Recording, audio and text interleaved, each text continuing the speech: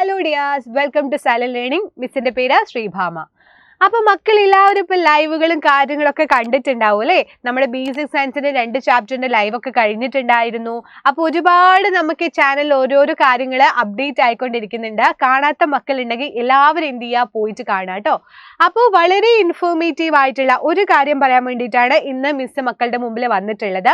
നമ്മുടെ second chapter ആയിട്ടുണ്ടായിരുന്ന ജീവജലം എന്നൊരു ചാപ്റ്റർ ഉണ്ട് അല്ലേ? അതിൽ നമുക്ക് 1 മാർക്കിന് ചോദിക്കാൻ ചാൻസ് ഉള്ള കുറച്ച് ക്വസ്റ്റ്യൻസ് ആയിട്ടാണ് മിസ് എന്ന് വന്നിട്ടുള്ളത്.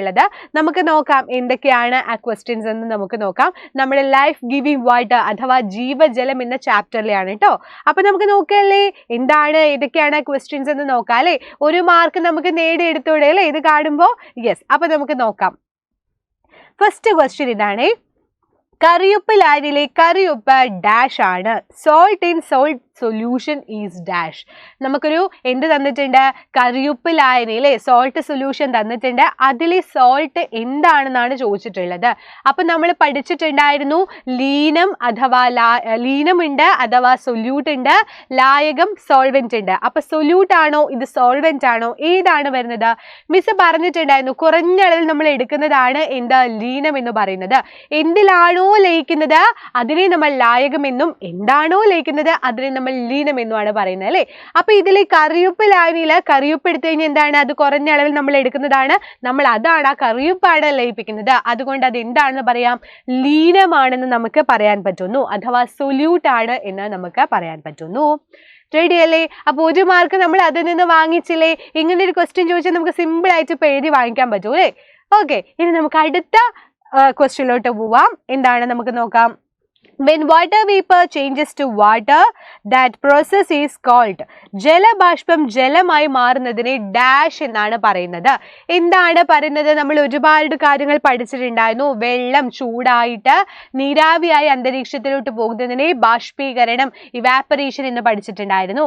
അതേസമയം ആ ജലം നേരെ തണുത്ത് നീരാവിയായി അത് മേഘമായി തണുത്ത് വീണ്ടും എന്തായിട്ട് വരുന്നുണ്ട്, മഴയായിട്ട് താഴത്തോട്ട് പെയ്തിറങ്ങുന്നുണ്ട്. ആ ഒരു പ്രോസസ്സിനെ നമ്മൾ എന്ത് പേര് പറഞ്ഞിട്ടാണ് വിളിച്ചിട്ടുണ്ടായിരുന്നത്? കണ്ടൻസേഷൻ അഥവാ സാന്ദ്രീകരണമായിട്ടാണ് വിളിച്ചിട്ടുണ്ടായിരുന്നത് അല്ലേ? ഓർമ്മയുണ്ടോ മക്കൾക്ക്? അപ്പൊ എന്താണ് വാട്ടർ വേപ്പർ, മുകളിലോട്ട് പോയിട്ടുള്ള ആ വേപ്പർ എന്തായിട്ട് മാറാണ്, തിരിച്ച് മഴയായിട്ട് പെയ്തിറങ്ങാണ്. നമ്മുടെ ജലാശയങ്ങൾ കൺസിഡർ ചെയ്ത് കഴിഞ്ഞാൽ നമ്മുടെ സൂര്യന്റെ ചൂടേറ്റിട്ട് വേപ്പറൈസേഷൻ സംഭവിച്ച മുകളിലോട്ട് ഇവാപ്പറേഷൻ സംഭവിച്ചിട്ട് ജലം നീരാവിയായി പോയി. ആ നീരാവി തണുത്ത് തണുത്ത് മേഘമാകുന്നു. ആ മേഘം തണുത്തിട്ട് എന്തായിട്ട് മാറുന്നു, മഴയായിട്ട് പെയ്തിറങ്ങാണ് ചെയ്യുന്നത് അല്ലേ? യെസ്, അപ്പൊ നമുക്ക് എന്താണ് അതിന്റെ ആൻസർ എന്ന് മനസ്സിലായി. കണ്ടൻസേഷൻ സാന്ദ്രീകരണമാണ് എന്ന് നമുക്ക് മനസ്സിലാക്കാൻ പറ്റുന്നു. റെഡി അല്ലേ? അപ്പൊ മിസ് അടുത്ത ക്വസ്റ്റ്യനിലോട്ട് പോവാണ്. ശ്രദ്ധിച്ചോളൂ എന്താണ് ക്വസ്റ്റ്യൻ എന്ന് ശ്രദ്ധിച്ചോളൂ. Solute present in potassium permanganate solution is. Potassium permanganate ലായനിലെ ലീനം ഏതാണെന്നാ ചോദിച്ചിട്ടുള്ളത്. അപ്പൊ ലീനം എന്താണ്, ലായകം എന്താണ്? അത് രണ്ടും കൂടെ കൂടിയതാണ്, ലീനോ ലായകം കൂടെ കൂടിയിട്ടുള്ള ഒരാളാണ് ലായനി എന്ന് നമുക്കറിയാം. അപ്പൊ ഈ പൊട്ടാഷ്യം പെർമാംഗനേറ്റ് ലായനിയിൽ ഏതായിരിക്കും ലീനം എന്ന് പറയുന്നത്? നമുക്ക് ഷുവർ ആയിട്ട് പറയാൻ പറ്റും, പൊട്ടാഷ്യം പെർമാംഗനേറ്റ് ആണെന്ന് പറയാൻ പറ്റും അല്ലേ? കാരണം എന്താണ്, പൊട്ടാഷ്യം പെർമാംഗനേറ്റ് ആണ് നമ്മൾ ലയിപ്പിക്കുന്നത്. ഏതിലാണ് ലയിപ്പിക്കുന്നത്? വെള്ളത്തിലാണ്. അപ്പൊ ലായകം എന്ന് പറയുന്നത്, സോൾവെന്റ് എന്ന് പറയുന്നത് ജലവും, ലീനം അഥവാ സൊല്യൂട്ട് എന്ന് പറയുന്നത് പൊട്ടാഷ്യം പെർമാംഗനേറ്റും ആയിരിക്കും. റെഡി? ഇനി അടുത്ത ക്വസ്റ്റ്യൻ ആണ്, ശ്രദ്ധിച്ചോളൂ. യൂണിവേഴ്സൽ സോൾവെന്റ് എന്ന് പറയുന്നത് എന്താണ്? ഇത് സിമ്പിൾ ആയിട്ടുള്ള ക്വസ്റ്റ്യൻ ആണ്.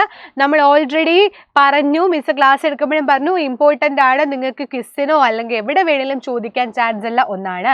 യൂണിവേഴ്സൽ സോൾവെന്റ് എല്ലാത്തിനെയും ലയിപ്പിക്കാൻ, മാക്സിമം എല്ലാ വസ്തുക്കളെയും ലയിപ്പിക്കാനുള്ള കഴിവുള്ള ഒരാളാണ് ആരെന്ന് പറയുന്നത്? വാട്ടർ, നമ്മുടെ ജലം എന്ന് പറയുന്നത്.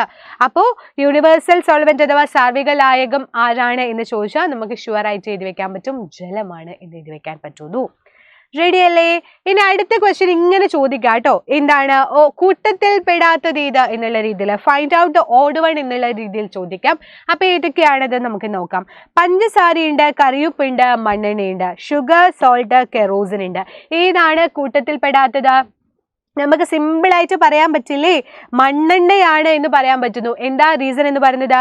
വെള്ളത്തില് ലയിക്കുന്ന ആൾക്കാരാണ് നമ്മുടെ പഞ്ചസാര ആയിക്കോട്ടെ ഉപ്പായിക്കോട്ടെ ഉണ്ടാവുന്നത്. എന്നാൽ മണ്ണെണ്ണ ലയിക്കോ മക്കളെ?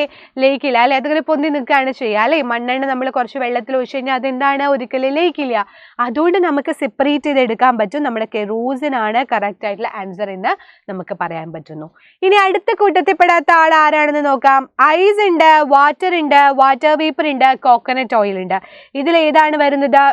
ഇത് നോക്കുമ്പോൾ തന്നെ നമുക്ക് ഐഡിയ കിട്ടുന്നുണ്ട്. ഐസ് എന്ന് പറയുമ്പോൾ നമ്മുടെ വാട്ടറിന്റെ ഒരു എന്താണ് ഖരാവസ്ഥയാണ് അല്ലേ? അത് നേരെ ദ്രാവകാവസ്ഥയിലോട്ട് മാറിയപ്പോൾ അത് ജലമായിട്ട് മാറി, വാതകാവസ്ഥയിലോട്ട് മാറിയപ്പോൾ അത് നീരാവിയായിട്ട് മാറി അല്ലേ? അപ്പോൾ ജലത്തിന്റെ ഓരോരോ ചേഞ്ചുകളാണ് അല്ലേ ഇവിടെ കാണുന്നത്. ഐസ്, ജലം, നീരാവി എന്നൊക്കെ പറയുന്നത് നമ്മുടെ വാട്ടറിന്റെ റിലേറ്റഡ് ആയിട്ടുള്ള കാര്യങ്ങളാണ്. അപ്പൊ അതിൽ ബന്ധമില്ലാതെ നിൽക്കുന്ന ആളാരാണ്? കോക്കനട്ട് ഓയിൽ അഥവാ വെളിച്ചെണ്ണയാണ് എന്ന് നമുക്ക് പറയാൻ പറ്റുന്നു. റെഡി അല്ലേ? സെറ്റ് അല്ലേ? യെസ്. ഇനി അടുത്ത കുറച്ച് കൂട്ടത്തിൽ പെടാത്ത ആൾക്കാർ തന്നിട്ടുണ്ട്. ആരൊക്കെയത്? പ്ലാസ്റ്റിക് ഉണ്ട്, റബ്ബർ ഉണ്ട്, സ്റ്റോൺ ഉണ്ട്, കല്ലുണ്ട്. ഏതാണ് കറക്റ്റ് ആയിട്ടുള്ള ആൻസർ? സ്റ്റോൺ ആണ്, കല്ലാണ് കറക്റ്റ് ആയിട്ടുള്ള ആൻസർ. കാരണം എന്താണ്? നമ്മൾ പറഞ്ഞു ജലത്തിൽ മുങ്ങുന്നവയും ജലത്തിൽ പൊങ്ങുന്നവയെ പറ്റി നമ്മൾ പറഞ്ഞിട്ടുണ്ടായിരുന്നു. അപ്പൊ മുങ്ങിപ്പോകുന്ന ആളുകളാണ് ആര്? നമ്മുടെ കല്ല് അല്ലെ? വെയിറ്റ് ഉള്ള ആളാണ്, ഭാരമുള്ള ആളാണ്, അതുകൊണ്ട് താഴത്തോട്ട് പോകുന്നു. അപ്പൊ കല്ല്. മറ്റേതായിക്കോട്ടെ, ഇപ്പൊ പ്ലാസ്റ്റിക് ആയിക്കോട്ടെ, റബ്ബർ. അപ്പൊ റബ്ബറിന്റെ ഒരു ഡക്കിനെ ഇവിടെ മിസ് വെച്ചിട്ടുണ്ട്. ഇതൊക്കെ എന്താണ്?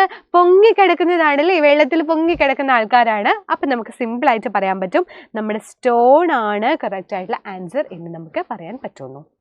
റെഡി അല്ലേ? അപ്പൊ ഇത്രയൊക്കെ കാര്യങ്ങളാണ് മിസ്സിന് ഇന്ന് മക്കളോട് പറയാൻ വേണ്ടിയിട്ടുള്ളത്. അപ്പൊ ചെറിയ കാര്യങ്ങൾ നമ്മൾ ശ്രദ്ധിക്കേണ്ട, ഒരു 1 മാർക്കിനൊക്കെ ചോദിക്കാൻ ചാൻസ് ഉള്ള കുറച്ച് പോർഷൻസ് ആണ് മിസ് പറഞ്ഞത്. അപ്പൊ ഇതുപോലെയുള്ള വേറെ വീഡിയോ ആയിട്ട് മിസ് അടുത്ത ക്ലാസ്സിൽ മക്കളെ കാണാൻ വേണ്ടിയിട്ട് വരാം. അതുവരേക്കും ബൈ ബൈ.